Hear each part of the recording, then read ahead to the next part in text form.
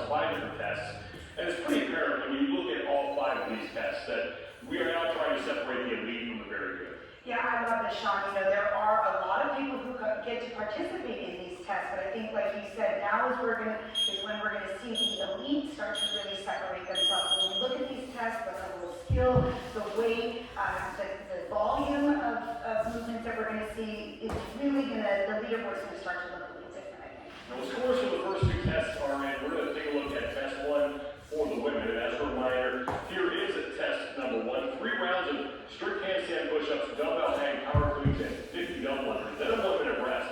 And then the movements change to kicking handstand push-ups, dumbbell shoulder to overhead, and then the double unders remain the same, 35 pounds for the women. And the time cap is 10 minutes. And we spoke with Shane Orr, who was down there in Tennessee, coaching Tia Toomey Orr and Brooke Wells. And he said that the key to this event is all about the training.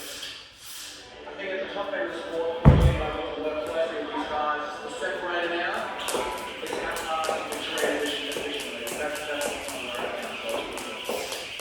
What do you have is, and that's that is when you go this fast, you've got 15 seconds where it goes. Yeah, I think that we're going to see that the top times are separated by 1 or 2 seconds. And if you look at it, there's 8 transitions per section, right? 18 transitions in the entire test. That's a lot of and for little seconds here are really going to add up. Same thing, if you trip on that rope more than once or twice, that's going to eat into your overall time. So you not only have to be perfect on this test, but you have to be fast and perfect. We mentioned Tia Toomey Orr, and she is coming off her first overall career win in the Open. Now, many of us are not surprised that that happened, but Tia Toomey Orr actually is. I actually won my very first Open, surprisingly. Very glad about that. Wasn't the intent, but I'll take it, you know. Not going to complain about a big W. But, yeah. Took me 9 years to win an Open. Go figure.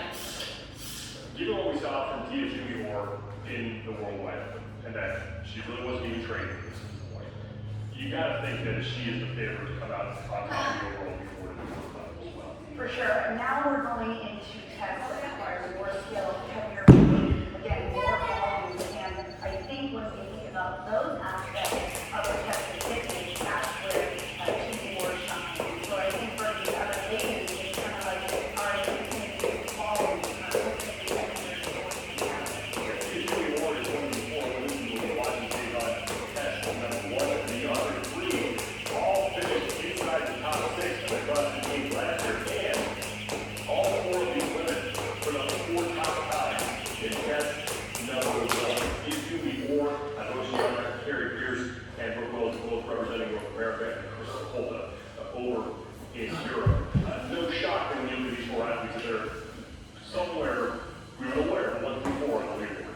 Definitely. I think when you're thinking about this particular test, test 1, it's not shocking that these are the 4 names that we're going to talk about. And again, you know, Toomey obviously going to be on top, handstand push-ups, we got to think about Carrie Pierce and Kristen Holter. And then, you know, Brooke Wells, she can really train with Tia, and so I think that's a great advantage for her. Yeah, something in this event for this test for everyone who's athletes to like. Tia Toomey Orr is the headliner here in this matchup, coming off that overall win in the Open, and is looking for her 5th straight CrossFit Games championship. She has been in the game 6 times, finished inside the top 10 every single time, and has never finished lower than 2nd, and she has been inside the top 50 in the Worldwide Open 5 different times. When it comes to this test, it's something serious.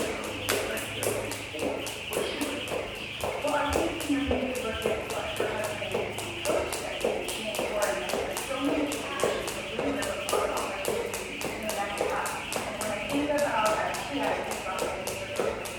think about she doesn't fumble, she doesn't make mistakes. So I think in that sense, it's really good. Carrie Pierce is the first American woman to finish on the podium in the CrossFit Games since Shane did it in 2014. She will also be in this featured matchup in the game 6 times, inside the top 10 5 of those times, and 6 times she has finished inside the top 50 Worldwide Open when there's handstand push-ups, you've got to take care of yours. I was just gonna say, I mean, obviously, handstand push-ups are one of the Carrie's specialties, and all you have to do is think back to the Mary event at the Games in 2019, where Carrie not only beat the entire field of ladies there, but she was beating the entire field of men that year. So handstand push-ups, you gotta be Carrie Pierce. Kristen Holta is the European representative in this featured matchup, and she has been one of the most consistent CrossFit Games athletes throughout her entire career. Finish on the podium, she's been in the CrossFit Games 7 different times, top 10 finishes in there, and inside the top 50 as well wide open. She's so consistent, and this is a test you look at, and there's really nothing in her that you think will trip her up. All 5 tests, Sean. I mean, really, there's nothing with Kristen Holta that you're like, ooh, she's not doing well at that. She's such a utility athlete. She's not necessarily flashy or fancy, but she's just solidly good at everything. And specifically, she is really good at handstand push-ups. So I think this is an event that she will like. The fourth and final participant in this featured matchup is Brooke Wells, who is coming off her best career finish at the CrossFit Games in 2020. She was one of the 5 athletes who competed in person in Northern California. 6 total Games appearances for her inside the top 10, and half of those times, 3 separate times inside the top 10, and then has been inside the top 50 in the Open 7 different times. And Brooke Wells, sometimes there's a perception that she doesn't like handstand push-ups, but that's not necessarily true. Right, I think she kind of has a bad rap with standard issues. So I think it's more that she struggles with the standard, but not the actual movement itself, not her ability to do it. And here's what really happens about any women now, is that she is training alongside the kid, and not only is she training alongside her, but she's doing these tests next to her. So that's a huge benefit if you think about, if you're doing these tests in your own gym by yourself, there's nothing to really gauge off of.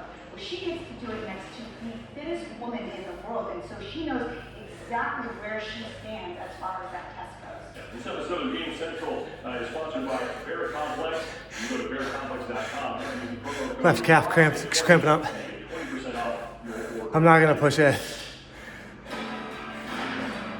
So I have to settle for that.